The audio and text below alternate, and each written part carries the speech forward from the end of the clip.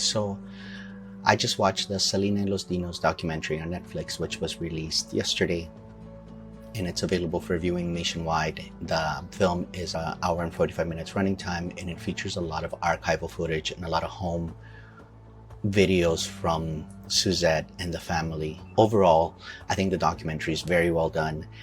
I would have wanted to see more footage of Selena. I would have actually preferred to see a little bit less of the family, except for Mrs. Quintanilla.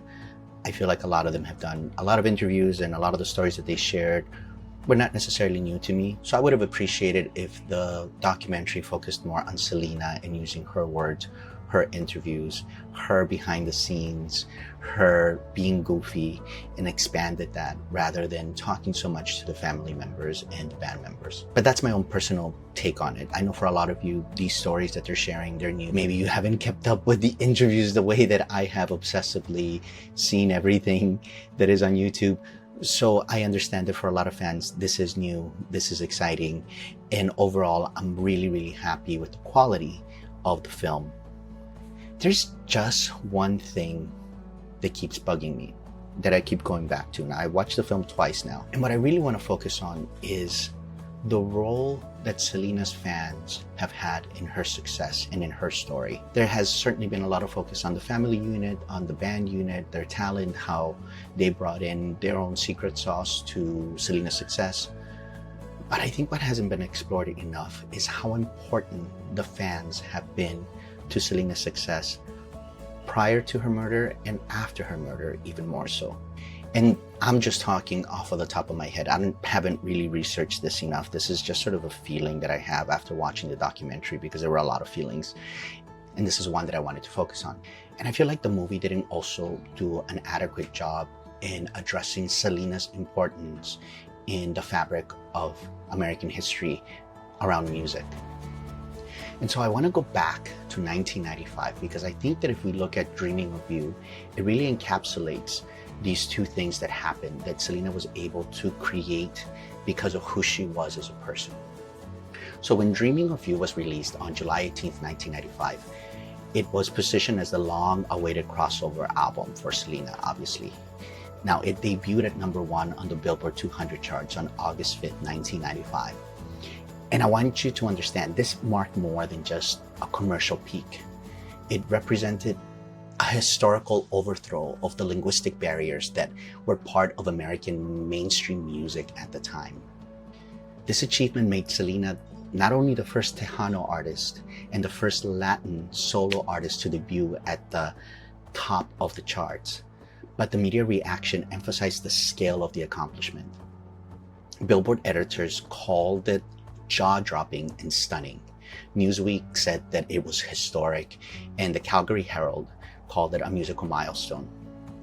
And critically, the album became the first predominantly non-English language release to top the Billboard 200s, a fact that often is cited as the single greatest achievement of Selena's career.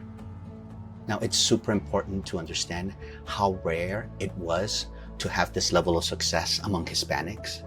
At that point, Selena was the fourth act of a primarily Hispanic descent to ever top the charts.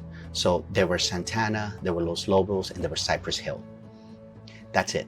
There was no Jennifer Lopez, there was no Shakira, there was no even Christina Aguilera, who was, part Latina, to be able to have those achievements. Achieving this actually got Selena the Guinness World Record for the first solo posthumous #1 debut. Now, the instantaneous success of Dreaming of You, it can't only be qualified by its astonishing sales. The album sold 175,000 copies on its first day of availability. That was the record for any female artist, not just Latino artist, but any female artist.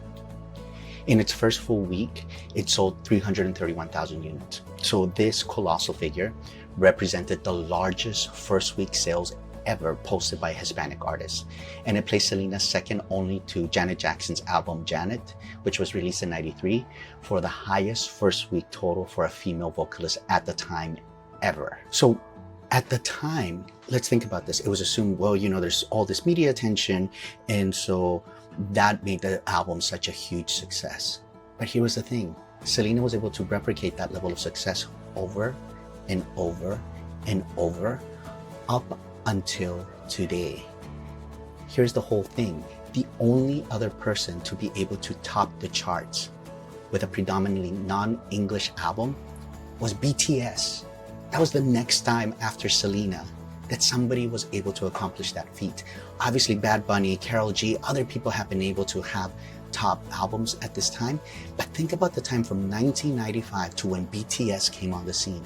That's how long it was than anybody else was able to achieve what Selena was able to achieve. And while the debut performance set records, the album's long-standing commercial dominance solidified across time. So Dreaming of You remains the highest certified Latin album in US history, achieving at this point, I believe 62 times Latin Platinum certification.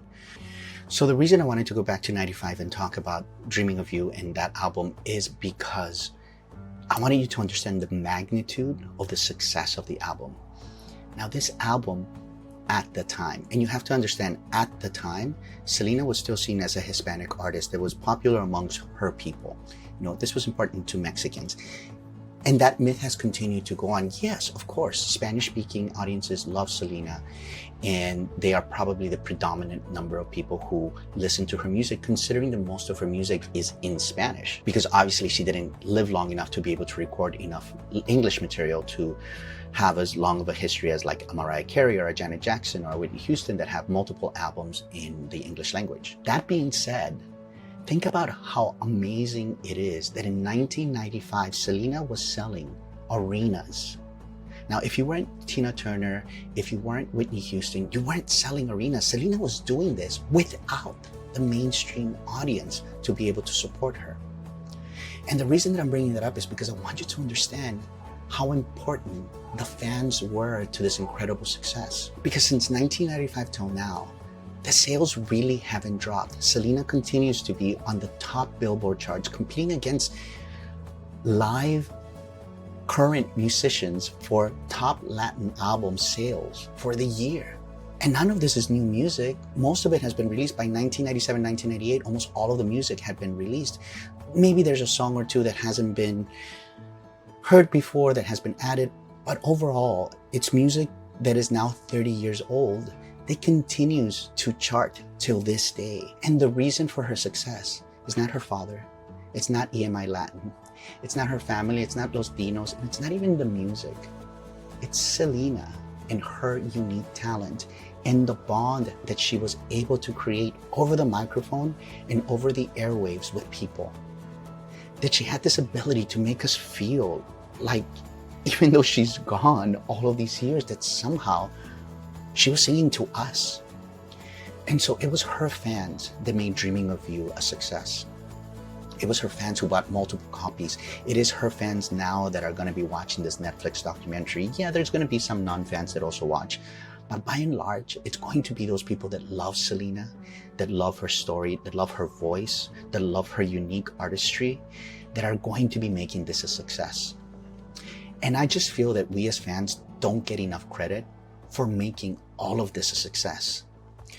And I think in the documentary was a missed opportunity to talk about the fans and the cultural significance that Selena had for us.